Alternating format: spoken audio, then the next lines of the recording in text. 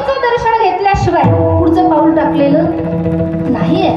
आणि आज एवढ्या आंदोलनात, एवढ्या उपोषणामध्ये हे आपलं शेवटचं उपोषण ठरतंय.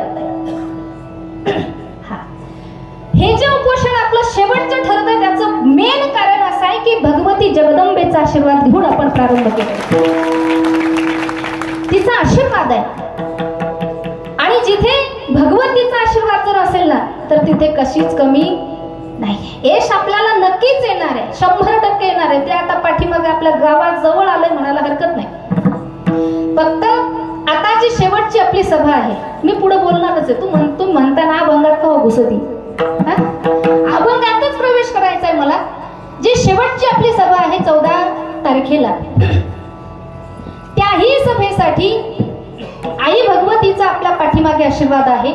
सर्व महाराष्ट्रच नव्हे तर महाराष्ट्राबाहेरूनही आपल्या कार्यक्रमासाठी, आपल्या सभेसाठी त्या ठिकाणी सहकार्य आहे. म्हणून सर्वांनी, सुरुवातीला सांगते नंतर वेळ भेटेल न भेटेल, सर्वांनी 14 तारखेच्या सभेसाठी आपलं घरचं कार्य असल्यानंतर जसं आपण पोरं सोरं बायका म्हातारे घेऊन जसं येतो ना कार्यक्रमाला, लग्न कार्याला, अगदी त्याप्रमाणे सर्वांनी त्या सभेसाठी हजर राहायचं आहे. मला तरी असं वाटतं बरं का, मला असं वाटतं की जो स्वतःला मराठा किंवा जो स्वतःला हिंदू समजतो ना तो 14 तारखेला घरी राहणारच नाही. जो हिंदू समजतोय, जो मराठा समजतोय, जो मराठा म्हणून जन्माला आलाय किंवा हिंदू म्हणून जो जन्माला आलाय ना तो 14 तारीख घरी त्या ठिकाणी थांबणार नाही. म्हणून प्रत्येक जण, महिला भगिनी सर्वजण त्या ठिकाणी हजर राहणार आहेत. आणि नियोजनही तसंच आहे. दादांनी सांगितलं आम्हीच थोडं लवकर येऊन जाणार होतो पण थोडंसं यायलाच लेट झालं. सुंदर असं नियोजन आम्ही पाहतोय, ऐकतोय. खूप गोड नियोजन गड्या. तरुणांच्या चरणावरती नतमस्तक व्हावं एवढं सुंदर कार्य या सर्व तरुण मंडळींचं आहे आणि पुढेही राहणार आहे. एखाद वेळेला आता एवढं मोठं कार्य म्हणल्यावर काही अडी अडचणी येणार तर नाही, पण भासवण्याचा प्रयत्न होऊ शकतो. माझं बोलणं लक्षात येते ना? अडचणी येणार नाहीत, पण अडचण आहे असं भासवण्याचा प्रयत्न काही विरोधक करूही शकतात. पण आपण त्याच्यावरही ठाम राहायचंय. आपण काय करायचंय? ठाम राहायचंय. आणि अगदी निर्विघ्नपणे आपली ती 14 तारखेची सभा ही पार पडणार आहे, अगदी यशस्वी होणार आहे, याच्यावर आपला निश्चय ठाम असला पाहिजे. आणि त्या तयारीने आपण सर्वांनी त्या ठिकाणी हजर असलं पाहिजे. एवढा सुंदर हे कार्य हातामध्ये घेतलेलं आहे. कारण एकट्याचा नव्हे खेळ, हे एकट्याचं काम नाहीये, पण कुणीतरी एकट्यानं पुढं होणं मात्र गरजेचं आहे. एक जण एकदा पुढं झाला ना की बाकीचे त्यांना सहकार्य करण्यासाठी होतातच. आणि ते पुढं होण्याचं काम जर कोणी केलं असेल ना तर ते जरांगे दादांनी केलेलं आहे. महत्वाची कामगिरी त्यांची आहे. जसं छत्रपती शिवाजी महाराजांनी अगदी प्रतिकूल परिस्थिती असून सुद्धा, अनुकूल काहीच नव्हतं, प्रतिकूल परिस्थिती होती, बाप दुश्मनाच्या घरी त्या ठिकाणी कामाला होता, पण तरी सुद्धा एवढे मोठे स्वप्न पाहिले आणि ते स्वप्न सत्यात उतरवण्यासाठी रात्रीचा दिवस केला. आपण इतिहास वाचतोय, पण तोच इतिहास मला वाटतं आज आपण पाहतोय. काय करतोय? पाहतोय. आज आपण पाहिल्यात अनेक सभा ज्या झाल्या, कुठे रात्रीची 2 वाजता सभा झाली. आज आपण पाहतोय पैसे देऊन लोक येत नाही. पैसे देऊन काय या माणसाने काय नाव कमवावं, आणखी काय कमवावं? रात्रीच्या 3 वाजेपर्यंत जर त्यांची वाट पाहत समाज बसतोय, आणखी काय जीवनामध्ये कमवलं पाहिजे? आणि हे कुणीही करू शकत नाही. मला असं वाटतं गड्या, अशी संतती ज्या घरामध्ये जन्माला येते ना, जरांगे दादांच्या सारखी, असा पुत्र ज्या घरामध्ये जन्माला येतो ना, अनेक जन्माचं पुण्य त्या आई बापांचं असलं पाहिजे. सहज या गोष्टी शक्य नाहीये, सहज हे होत नाही. आपण जिजाऊंच्या कुशीचे जसे गोडवे गातो ना, आज तीच परिस्थिती आहे, तीच अवस्था आहे की त्याही आईच्या कुशीला धन्यता द्यावी लागेल. Oh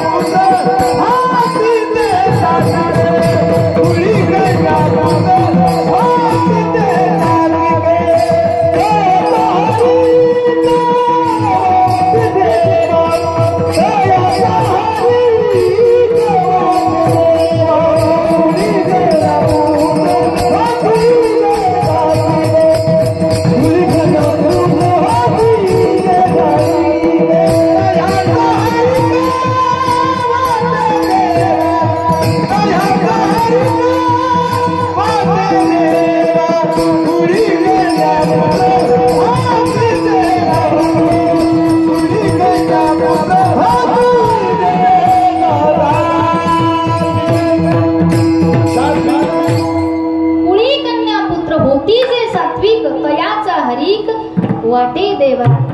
ज्या घरामध्ये सात्विक मुलं जन्माला येतात त्यांची माय बाप तर धन्य असतातच. कारण शास्त्र सांगतं, इतिहास सांगतो, शास्त्र सांगतं की चांगली मुलं जन्माला येण्यासाठी आईची पुण्याई लागते. सुंदर असं वर्णन आहे. सुशील मातृपुण्येन पितृपुण्येन चतुरता उदार वंशपुण्येन आत्मपुण्येन सभाग्यता. सुशील मुलगा जन्माला येण्यासाठी आईची पुण्याई लागते. चतुर मुलगा जन्माला येण्यासाठी बापाची पुण्याई लागते. आणि आई बापाचं पुण्य असल्याच्या नंतर अशी गुणवान आणि क्रांतिकारी मुलं जन्माला येत असतात. कारण जीवनामध्ये जन्माला आल्यानंतर काहीतरी क्रांती माणसाकडून घडलीच पाहिजे. आणि आजचं जर वातावरण आपण पाहिलं ना, आजची परिस्थिती जर पाहिली ना, तर मला एक म्हणावंसं वाटतं की ज्या वेळेला, लक्ष देऊन ऐका थोडंसं, ज्या वेळेला पृथ्वी चंद्र ताऱ्यांचा अभ्यास होतो, ज्या वेळेला पृथ्वी चंद्र ताऱ्यांचा अभ्यास होतो तेव्हा भूगोल घडतो. ज्या वेळेला पृथ्वीचा चंद्राचा ताऱ्यांचा अभ्यास होतो तेव्हा भूगोल घडतो. आणि जेव्हा मराठा एकत्र येतो तेव्हा इतिहास घडतो, तेव्हाच इतिहास घडतो. आणि आज ती परिस्थिती आहे, आज ते वातावरण आहे. आणि मला तर असं वाटतं की आता जे आपण समाजासाठी, आता जातीसाठी जरी एकत्र आलो असेल, धर्मासाठी एकत्र आलो असेल, आता प्रत्येकानं शपथ घ्यायची आहे. प्रत्येकानं काय करायची आहे? शपथ घ्यायची आहे की आता एकत्र आलो ना, आता जीव जगेला तरी आता फाटाफूट होणार नाही. मग ती गावासाठी असेल, ती देशासाठी असेल, ती राज्यासाठी असेल, जी धर्मासाठी असेल. आता ही जी एकजूट झालेली आहे, कारण जी एकजुटीची जी ताकद असते ना, ती आपण अनुभवली आहे आणि पुढेही अनुभवणार आहोत. कारण हे जे 5 बोट आपल्याला दिसतात ना, 5 बोट दिसतात, एक एक बोट जर बाजूला केलं तर त्यांची ताकद तेवढी चालत नाही चालत. पण जेव्हा 5 बोट एकत्र येतात ना, मग मात्र ही ताकद काही वेगळीच असते. म्हणून सर्व माझ्या बांधवांना माझी विनंती असेल,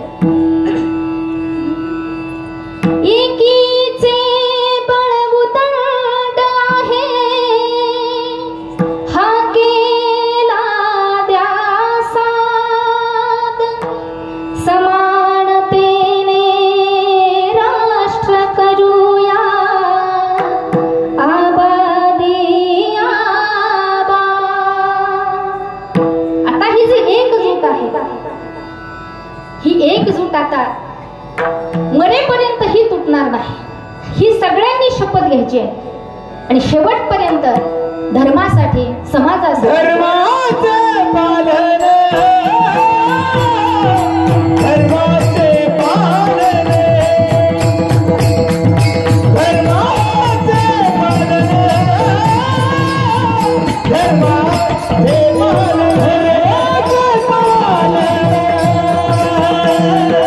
धर्माचे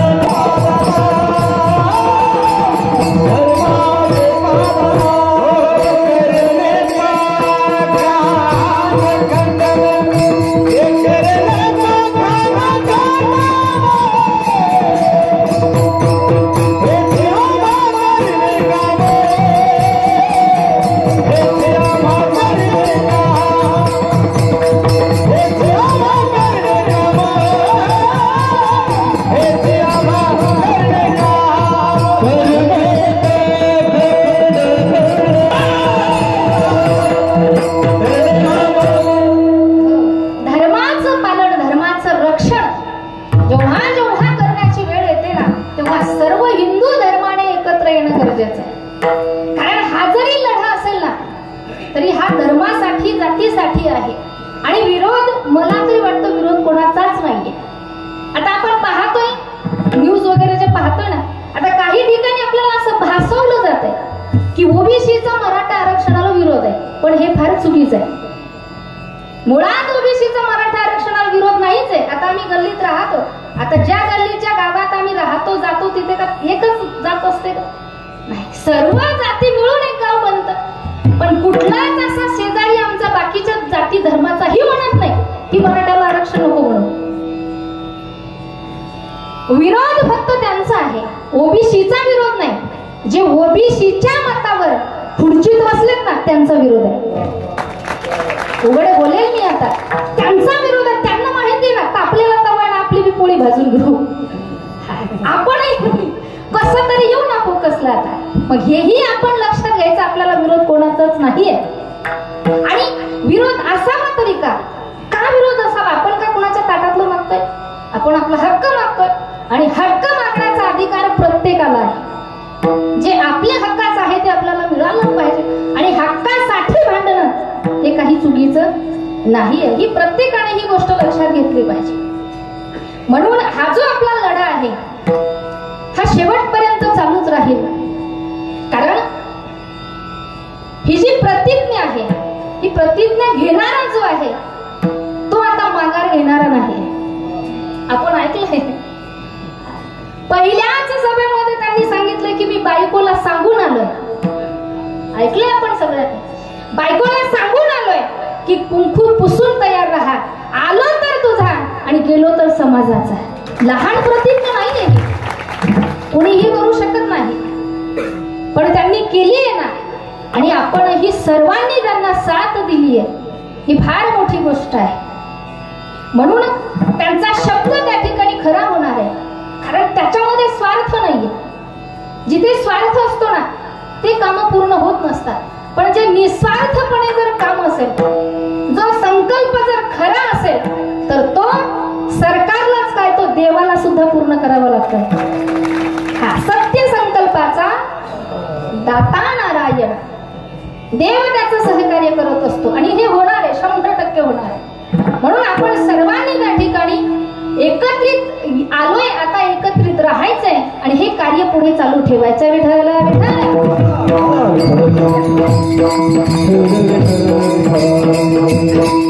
कारण प्रयत्न आपले नेक आहेत, आपल्या प्रयत्नामध्ये कुठलीही खोट नाहीये आणि तेवढी जिद्दही आहे, तेवढे प्रयत्नही आहेत. कारण असं म्हटलेलं आहे ना कि लहरों से डर के नौका पार नहीं होती, लहरों से डर के नौका पार नहीं होती और कोशिश करने वालों की कभी हार नहीं होती, कभी हार नहीं होती. आपला ही विजय निश्चित आहे आणि होणार आहे. कारण आपलं जे स्वप्न आहे ते सत्यासाठी आहे आणि स्वप्न त्यांचीच पूर्ण होतात. मंजिल है तो उन्हीं को मिलती है, मंजिल है तो उन्हीं को मिलती है जिनके सपनों में जान होती है, मंजिल है तो उन्हीं को मिलती है जिनके सपनों में जान होती है. अरे पंखों से कुछ नहीं होता, हौसलों में उड़ान होती है. हौसला, आपली जी जिद्द आहे ती आपली जिद्द कायम असली पाहिजे. विठ्ठल विठ्ठल.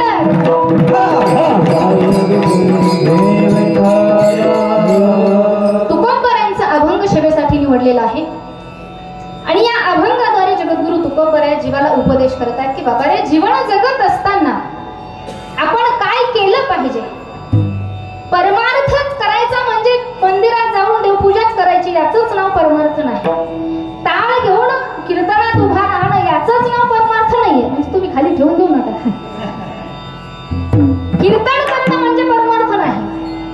मुळात हा जो नरदेह आपल्याला मिळालाय ना, या नरदेहाचं प्रयोजन काही अतिशय सुंदर देवानी त्या ठिकाणी दिलेलं आहे. काय प्रयोजन आहे? देवे दिला देह भजना गोमटा, देवे दिला देह भजना गोमटा, देवे दिला देह भजना गोमटा, देवे दिला देह भजना गोमटा. या झाला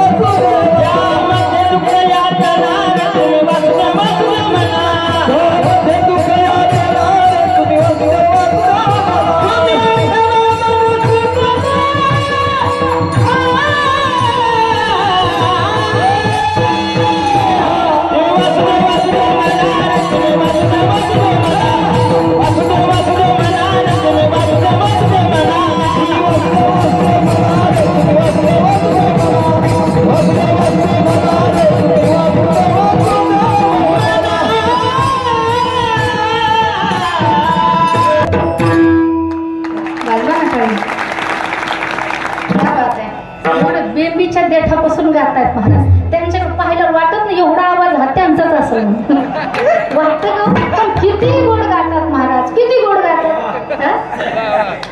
किती सुंदर गातात, अतिशय गोड महाराज. तुम्ही फक्त एवढं लक्षात घ्या, आम्ही बाकी काही मागत नाही तुम्हाला, फक्त टाळ्यांमध्ये कंजूशी करू नका. जेवढा तरी मोकळे मनाला, बाकी आपण सगळे मिळून घेणार आहेत नाही का. शेवटच्या दिवशी सगळ्यांनाच मिळणार आहे, आपल्याला काय मिळायचं ते नाही, पण भरभरून टाळ्यांचा प्रतिसाद मला पाहिजे. विठाला विठाला.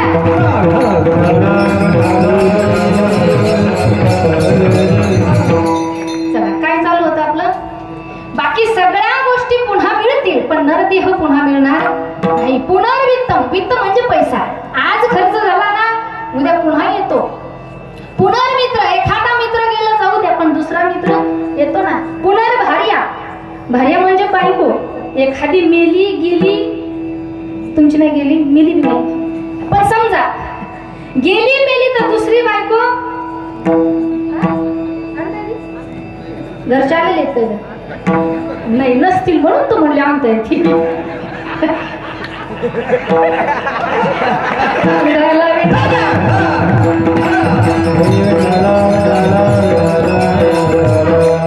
मी जर आता जाता गेले घरी तर आहे ना. पण चला, विनोदाचा भाग सोडा. पण एखाद्या वेळेला बायको गेली मेली दुसरी करता येते, पण हा जो नरदेह आहे हा जर एकदा गेला ना, पुन्हा पुन्हा नाही.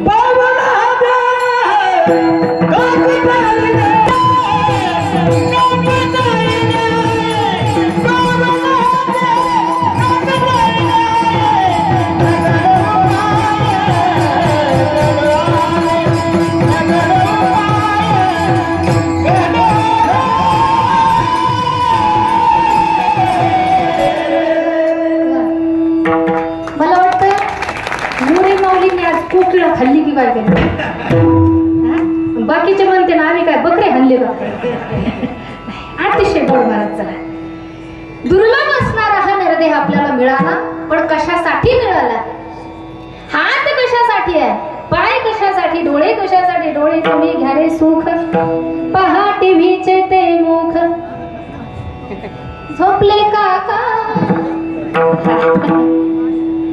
डोळे कशासाठी आहे, पंढरपूरच्या मालकाचं रूप पाहण्यासाठी आहे.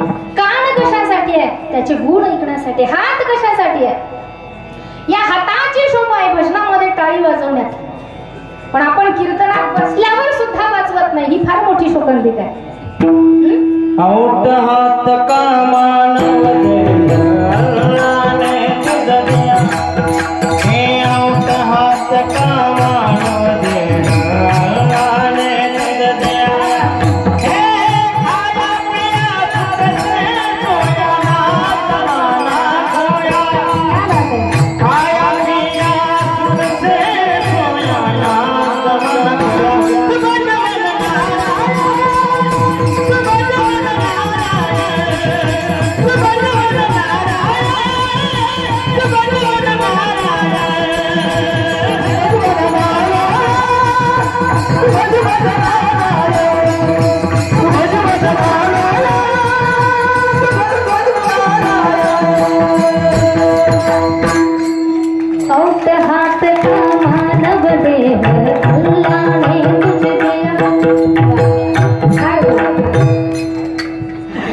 मला तर वाटतं 2 वाजेपर्यंत चालून द्या बाबा. पुढं लाईट जळते, पुढं बिल येते आपल्याला. येणार आहेत ना, हा, मग त्यांना येईपर्यंत मग आपण सरकून काकड्यावाली बसतील इथं.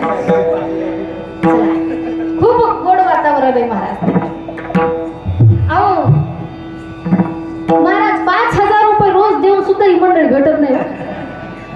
आमचं सोडा, आम्हाला कोण विचारित आहे मला, पण हे लोक 5,000 रुपये रोज देऊन सुद्धा यांच्या तारखा भेटत नाही. पण आज तुमच्या आंतरवालीचं भाग्य म्हणावं लागेल, आणि हे भाग्य प्राप्त होण्यासाठी तुम्ही भोगलंही खूप. खरं विनाकारण कुणालाही कुठली जागा त्या ठिकाणी प्राप्त होत नाही. का गाजली अंतरवाली पुढे?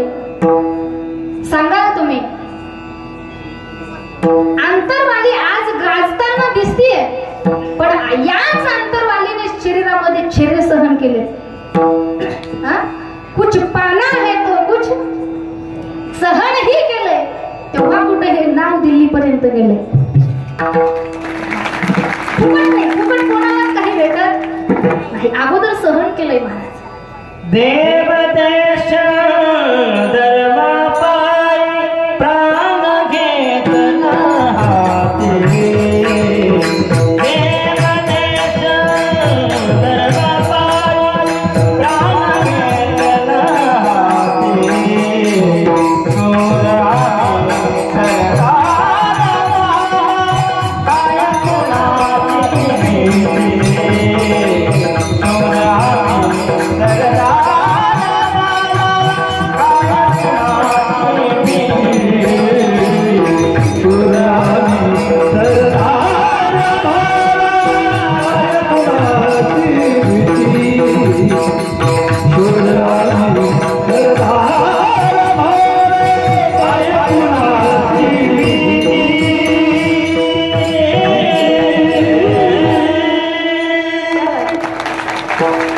देव देश आणि धर्मासाठी प्राण घेतला हाती. आज हातात प्राण घेऊन हे सर्व मावळे लढतायत. त्या दिवशीही आपण पाहिला तो प्रसंग मी पाहिलाय की माझ्या तरुण बांधव, वयस्कर म्हातारी मंडळी, माझ्या माता माऊल्या किती तो त्रास सहन केलाय. पण सहन केलाय ना आपण तो त्रास, त्याचं फळही आपल्याला मिळणार आहे. आणि ज्यांनी कोणी त्रास दिला आणि पुढेही भोगतील, काहींनी भोगला तर राहिलेले एवढी सहज सुटका होणार नाही. कारण जगदंबा भगवती ही उघड्या डोळ्यांनी पाहतीये. तिच्या दरबारात जो छळ त्यांनी केलाय, जो लाठीचार्ज त्यांनी केलाय ना, ती काही डोळे झाकून बसलेली नाहीये. तिचा मार बसतोय पण तो आवाज कळत नाही. बसणार आहे, काहींना बसलेली असते, पुढेही बसतील, पण त्या काठीचा कधी आवाज येत नसतो. आणि आपण सहन केलंय ना, त्याचं फळही आपल्याला मिळणार आहे. म्हणून आपलं काय चालू होतं? नरदेह आपल्याला मिळालाय तो कशासाठी? संतांनीही सांगितलंय की हात कशासाठी आहे, पाय कशासाठी. इथं आपण होतो पायी तीर्थयात्रा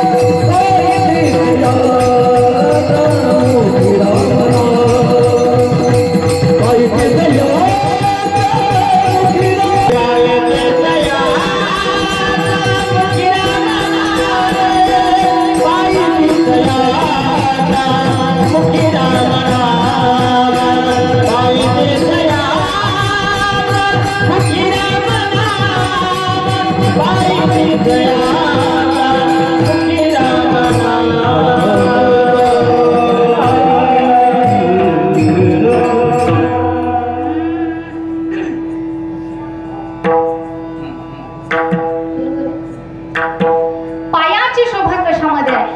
तर पायाने तीर्थयात्रा केली पाहिजे. नाही पाऊले चालते पंढरीची वाट, कसे चालले पाहिजे पाये? आता मला सांगा, आम्ही एवढे बेबीच्या देठापासून आरडलोय, तुम्हाला काही त्रास? तुमचं जिरवलं पाहिजे ना जेवलेलं. सकाळच्या जेवायचं पुन्हा. मग आता पुढे मी म्हणते, माझ्या पाठीमागे पुरुष मंडळ म्हणा. ठीक आहे, तयार आहे ना? पाऊले चालती पंढरीची वाट,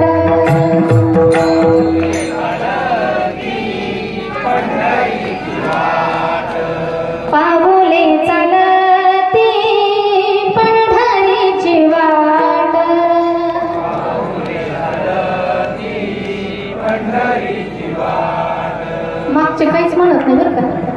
तुमचे पाय जात नाही का पंढरीला? पाऊले चालती दुकानाची वाट. नाही का चुकलं? दुकान म्हणजे काय? आधी डोक्याचे दुकान नसते हा, पेढ्याचे दुकान असते ना पंढरीमध्ये. तुम्ही का म्हणले नाही? तुम्हाला माहिती आहे दुकान कोणती नाही का? आहे का गावात? आहे ना? म्हणजे सगळंच आहे म्हणायचं आपल्या गावात. सप्ताही आहे आणि मला वाटतं मध्यंतरी तर किराणा दुकानापर्यंत संकल्प होता त्यांचा, म्हणजे पूर्ण नाही झाला. किराणा दुकानापर्यंत आणायची होती त्यांना. जे द्यायचं त्याला मला लागेल आणि जे नको ते आरक्षण जिथं पाहिजे तिथं द्या म्हणा. कुठं म्हणे एसटीत आरक्षण दिलं कुणाला? नाही, आता आपल्याला ना जे आपण रक्षाबंधन आणि भाऊबीज हे 2 दिवस सोडले तर कधीच घरात बाहेर निघत नाही घराचे. ते आपल्याला आरक्षण. मला सांगा, आरक्षण भेटल्यापासून किती जणी फिरल्या मावशांनो? एकही नाही. इथं कामातूनच वेळ भेटावं पुढे जाते म्हणा. फुगट असली तरी जाणं होईल ना. नाही, आरक्षणच द्यायचं होतं. किराणा मालात द्यायचं, गॅस मध्ये द्यायचं, आरक्षणच द्यायचं. त्याला मराठाला फटकन देऊन टाका ना. द्यायचं नाही. दुकानात आणायची स्वप्न द्यायची. चला, काय चालू होतं आपलं? पुढे होतो आपण दुकानात होतो म्हणून. दुकानात काय चेहरे खुलले तुमचे? विठायला विठायला.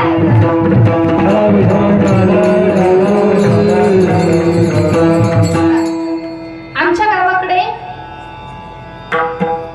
या महिला मंडळांनी दारू सोडायसाठी बाबा कोणी नाशिकला गेले टेम्पो करू, कोणी कुठे साताऱ्याला जाय, कोणी कोल्हापूरला जाय.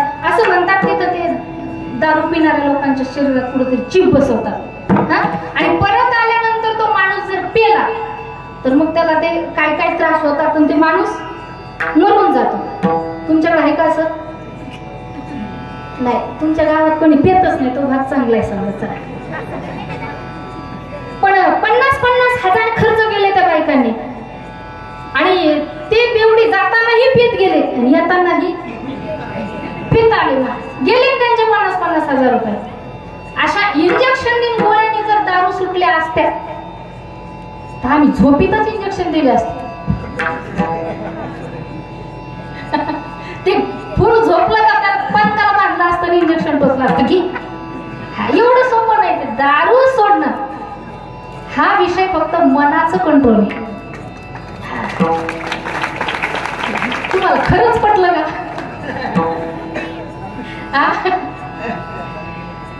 मावशांनो बघितलं टाळ्या वाजल्या. हा, इथं वाजवत येतं. घरी गेले की हा, जैसे ते वैसे. हा, मंडपातले पेत नाही म्हणजे बाहेरचे पेत येत असं. चला, पायाची शोभा कशामध्ये आहे? पंढरपूरची यात्रा, आळंदीची यात्रा करण्यामध्ये. हाताची शोभा कशामध्ये आहे? भगवंताच्या भजनामध्ये, टाळी वाजवण्यामध्ये. एखाद्या गोरगरिबाला दान करण्यामध्ये हाताची शोभा आहे. कारण असं ना आपल्याकडे तुम्ही एखाद्या वेळेला पंढरपूरच्या मालकाच्या दर्शनाला निघाले असाल आणि रस्त्यामध्ये लक्ष देऊन ऐका थोडस. रस्त्यामध्ये जर एखादं गरीबाचं भिकाऱ्याचं लेकरू जर अंगावरचं शर्ट फाटलं म्हणून जर रडत असेल आणि तुमची जर ऐपत असेल ना तर त्या गरीबाच्या भिकाऱ्याच्या लेकराला एक नवीन शर्ट घेऊन द्या. ज्या वेळेला त्याच्या हातामध्ये ते नवीन शर्ट जाईल ना त्याच्या डोळ्यामध्ये अश्रू असतील, त्याच्या चेहऱ्यावर आनंदाचं हसू असेल. जेव्हा त्या भिकाऱ्याच्या लेकराच्या चेहऱ्यावरचं हसू तुम्ही पाहाल ना देवाचं दर्शन तुम्हाला झाल्याशिवाय राहणार नाही. पण हे आपण केलं पाहिजे. ही हाताची शोभा आहे की एखाद्या गोरगरिबाच्या मदतीला आपला हात पुढे धावून आला पाहिजे. ही हाताची शोभा आहे. तुम गरीबों की सुनो वो तुम्हारी सुनेगा, तुम एक पैसा दोगे वो 10 लाख देगा. तुम गरीबों की सुनो. गरीब आणि असुख दुःखामध्ये आपण धावून गेलं पाहिजे. कारण गरीबों का कोई मजहब नहीं होता, गरीबों का कोई मजहब नहीं होता, उनको रोटी खिलाने वाला ही उनका भगवान होता है. उनका दामन पकड़ कर तो देखो, जिंदगी का सहारा मिलेगा. उनका दामन पकड़ कर तो देखो, जिंदगी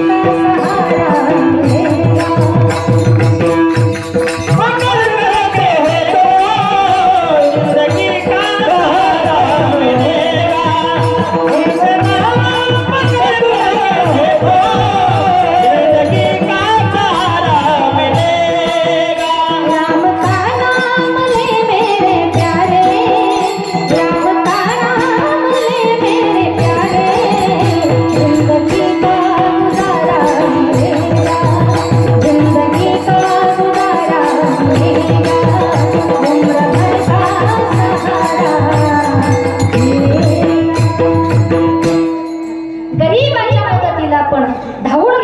ही आपल्या हाताची शोभा आहे. प्रत्येक सर्व शरीराचा धर्म सांगितलेला आहे की नवविध भक्ती या शरीराकडून झाल्या पाहिजे, हेही संतांनी सांगितलं. पण श्रवण कीर्तन म्हणून ही भक्ती जर तुमच्याकडून होत नसेल ना, तर एकच करा, तुकोंबराय सांगतात अभंगाचं प्रथम स्वामी का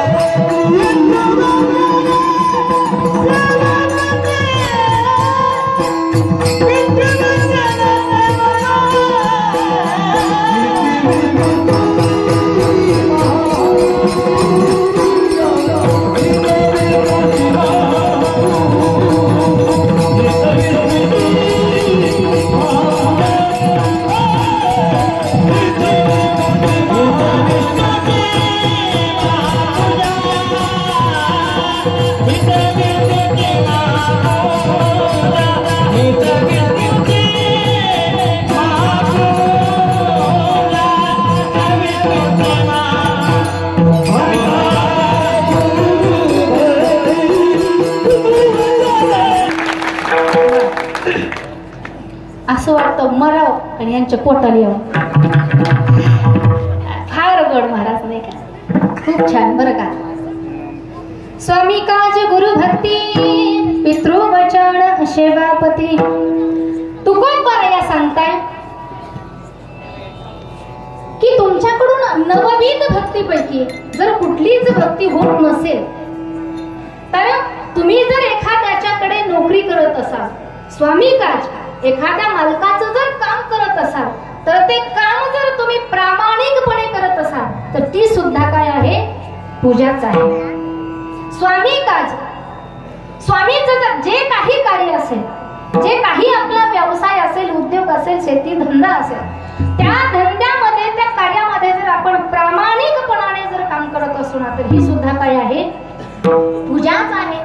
त्या कार्याने सुद्धा आपल्याला देवाचं दर्शन होतं. अनेक उदाहरण आपल्याला कथा कीर्तनातून संतांच्या चरित्रातून पाहायला मिळतात. रामायण कथा जर आपण पाहिली ना, तर जो केवट होता त्याने कुठल्या देवाची पूजा केली नव्हती, त्याचं जे कार्य होतं ते कार्य तो प्रामाणिकपणे करत होता, कसलीही गद्दारी न करता.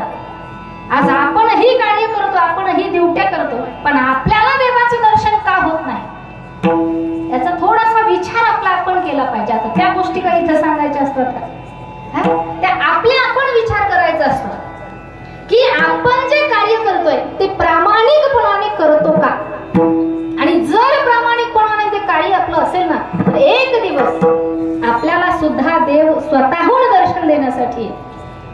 स्वामी कार्याची ताकद आहे. ज्या वेळेला केवळ त्याची नाव चालण्याचं काम करतोय आणि भगवान प्रभू रामचंद्र त्याला दर्शन देण्यासाठी घरी येतात, हे कर्मातला प्रामाणिकपणा आहे. विठ्ठल विठ्ठल.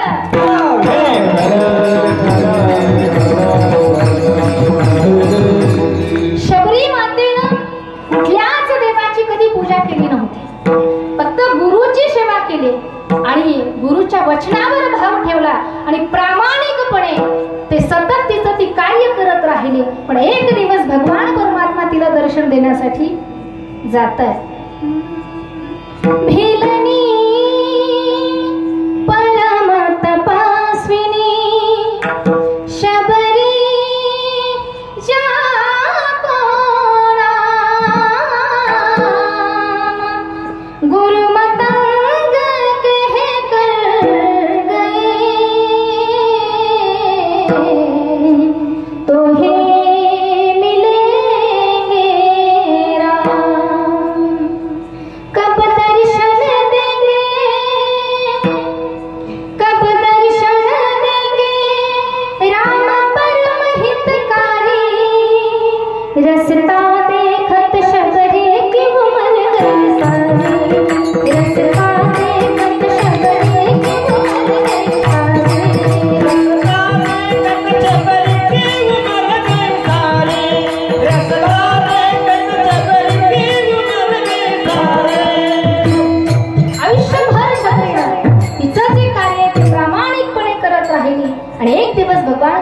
दर्शन देण्यासाठी आले.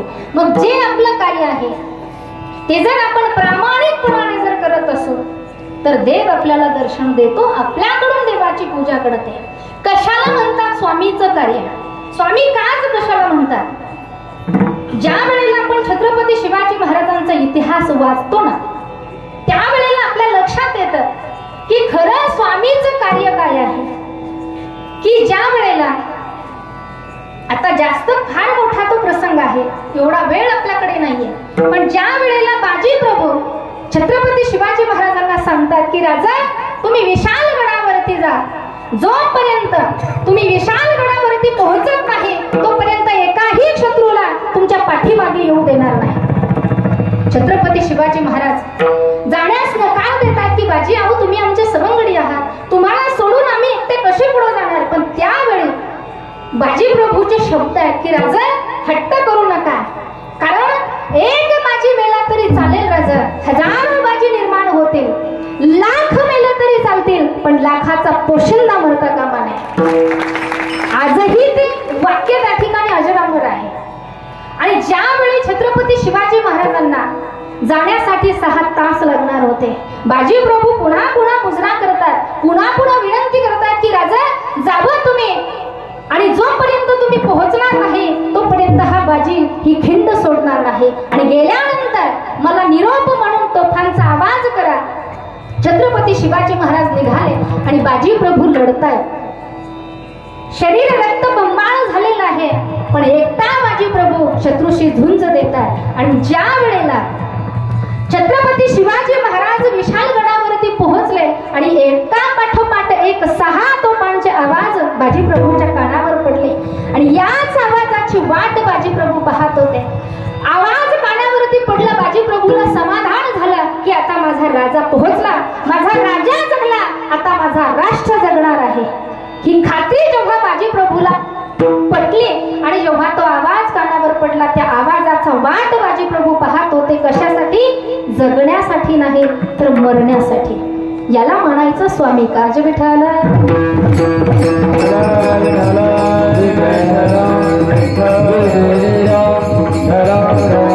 कारण जीवन तर सगळेच जगतात गड्या, ज्याचा जन्म झाला ते जीवन जगतोय, पण जीवन जगण्यालाही काहीतरी अर्थ असला पाहिजे.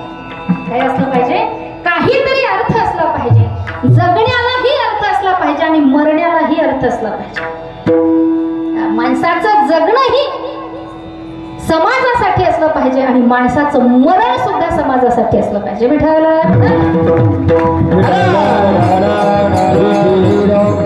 असे अनेक प्रसंग आपल्याला पाहता येतील की ज्या मावळ्यांनी स्वामीसाठी, स्वामी कार्यासाठी आपला प्राणही दिलेला आहे. कधी चले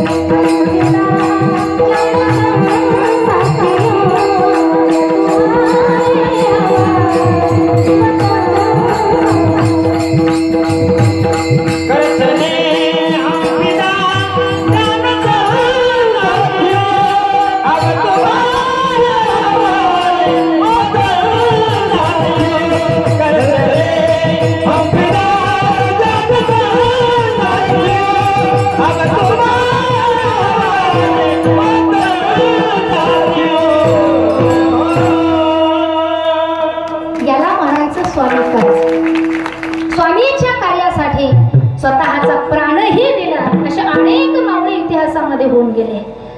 एक वेळेचा सुंदर प्रसंग आहे की ज्या वेळेला तान्हाजी मालुसरे मुलाच्या लग्नाचं आमंत्रण घेऊन राजवाड्यामध्ये आले होते। हातामध्ये अक्षतांची वाटी होती आणि आऊसाहेबांनी पाहिलंय माझा तान्हाजी आलाय।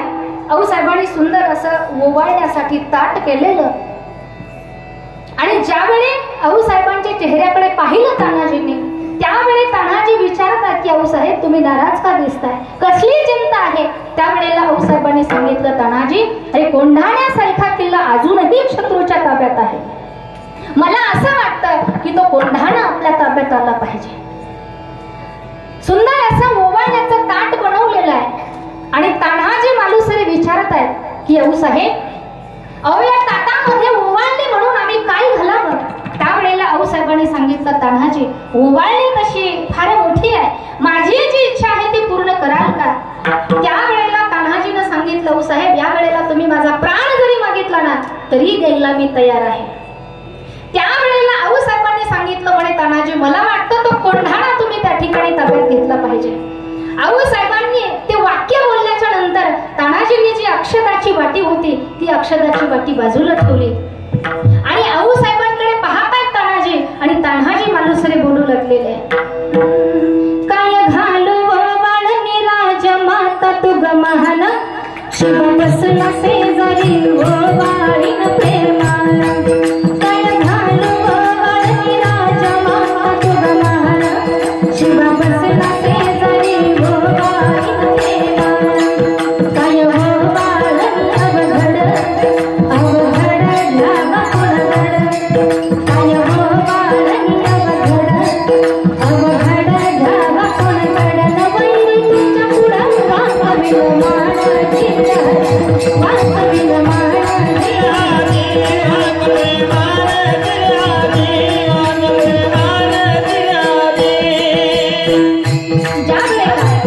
अक्षराची वाटी बाजूला सारली तान्हाजींनी आणि तान्हाजी मालुसरे बोलतायत की राजा अहो जातोय मी कोंढाण्याच्या स्वारीवरती पण माझी एक विनंती ऐकाल का राजा?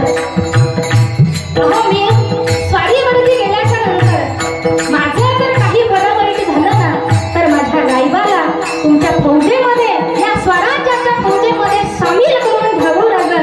जातोय मी लग्न लावण्यासाठी निघाले होते कोणाचं रायबाचं नाही तर अगोदर कोंढाण्याचं शपथ घेतली आधी लगीन लावीन कोंढाण्याचं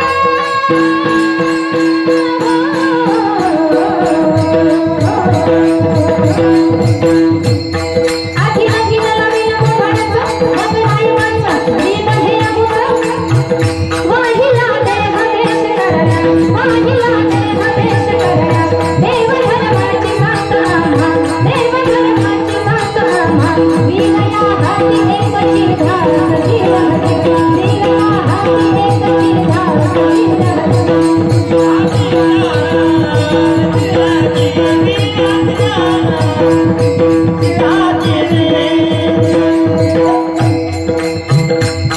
ज्यावेळी तान्हाजी मालुसरे निघाले राजाकडे पाहतात पुन्हा पुन्हा राजाला मुजरा करतायत घ्यावा राजा आमचा मुजरा, कदाचित हा मुजरा माझा शेवटचा मुजरा तर नसेल, हा घ्यावा मुजरा शेवटचा मित्राचा, हा घ्यावा मुजरा शेवटचा मित्राचा, जर नेलो तिकडे तर सांभाळ करा पुत्राचा, सरकार नायका हाच हे तुमंतरीचा गण भेटतो तरीच माग येतो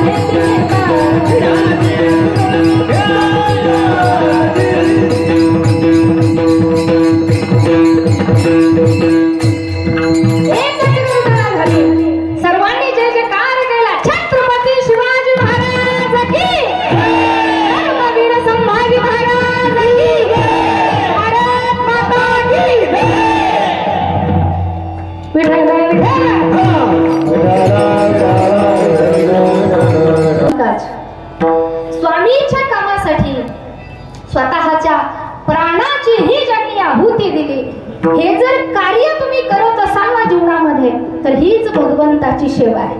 स्वामी काज गुरु भक्ती, गुरुची जर तुम्ही भक्ती करत असाल, सेवा करत असाल, ती सुद्धा देवाची सेवा सांगितलेली आहे. गुरुदेव तुम्हारी जय जय हो, गुरुदेव तुम्हारी जय जय हो, गुरुदेव तुम्हारी जय जय हो, गुरुदेव तुम्हारी जय जय हो, गुरुदेव तुम्हारे जय जय हो, गुरुदेव तुम्हारे जय जय हो, गुरुदेव तुम्हारे जय जय हो, गुरुदेव तुम्हारे जय जय हो. गुरुची पूजा, गुरुची सेवा करणं ही सुद्धा काय आहे? भगवंताचीच सेवा आहे. स्वामी काज गुरु भक्ती, पितृ वचन सेवापती. आणि ज्याप्रमाणे मी सुरुवातीला सांगितलं की ज्याप्रमाणे छत्रपती शिवाजी महाराजांचे मावळे जसे राजांच्यासाठी प्राणही द्यायला तयार झालेले होते, तसेच आजही हा सर्व समाज आज जरांगे दादांच्या पाठीमागे प्राण सुद्धा द्यायला तयार आहे. मुद्रा मानाचा मुद्रा मानाचा प्रभावती आदन तोरावे तरंग पाटलांचे आहे. आज पूजी तुम्हाला ससाला, हे पूजी तुम्हाला ससाला. मुद्रा मानाचा प्रभावती आदन, मुद्रा मानाचा प्रभावती आदन, मुद्रा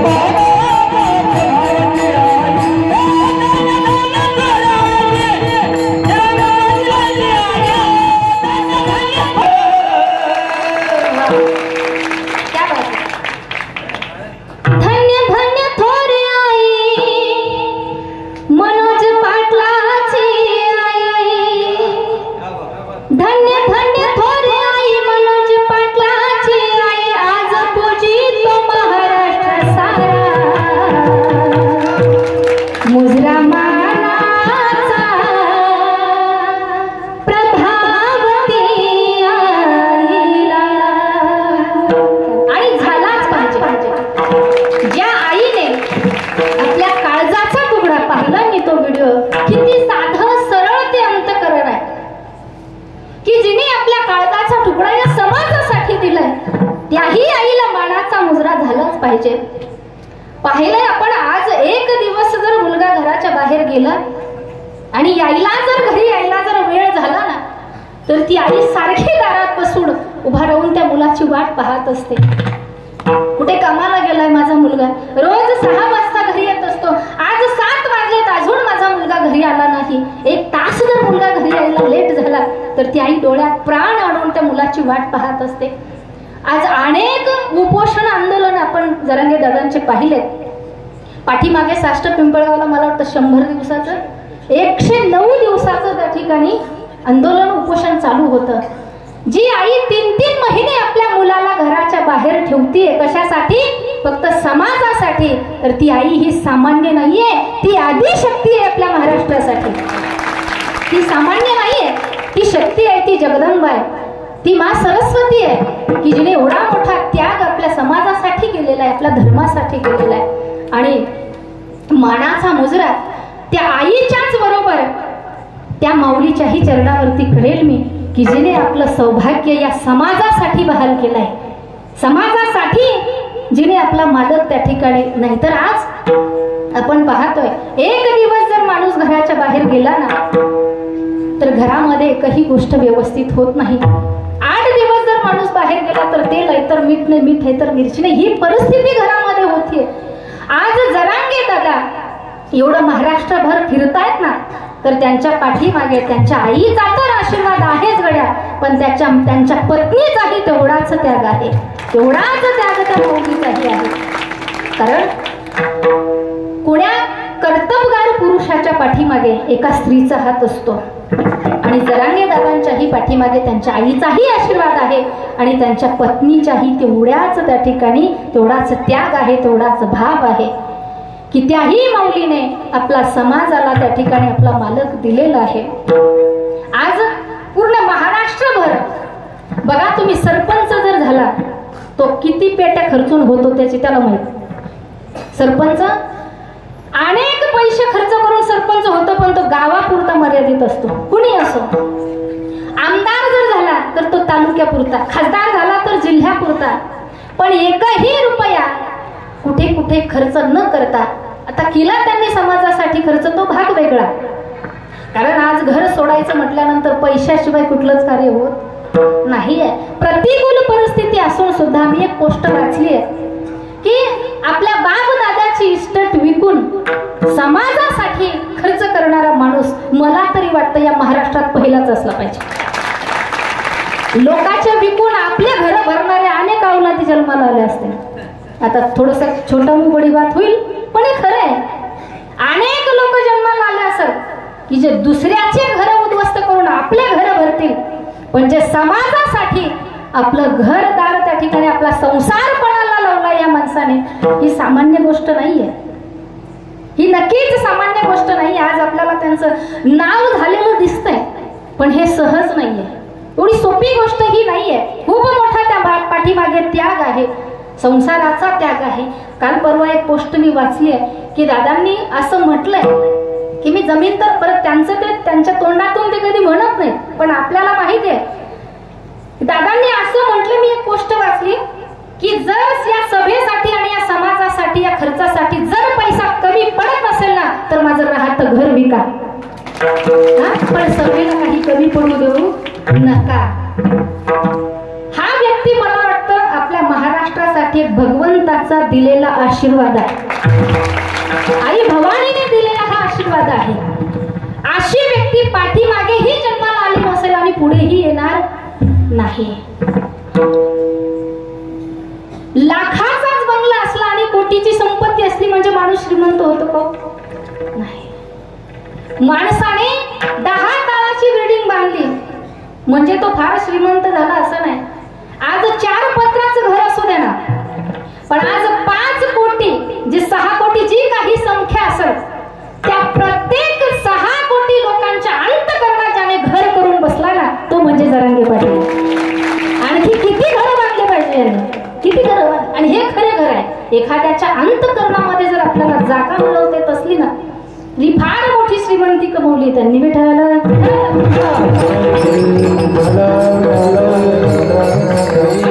जीवन मला तरी वाटतं कडे जीवन जर जगायचं असेल ना तर असंच जीवन जगलं पाहिजे. नाहीतर नुसतं पोट भरण्यासाठी तर कोले कुत्रे बी जन्माला येतात ना, ते जन्मतात, पोट भरतात, मरतात. पण जीवन असं असलं पाहिजे कसं, उत्तम चिबुरे कीर्ती मागे,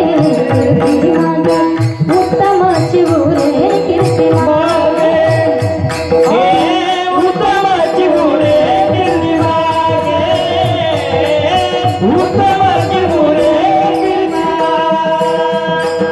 तुका म्हणे का मरण्याची सरे, तुका म्हणे का मरण्याची सरे,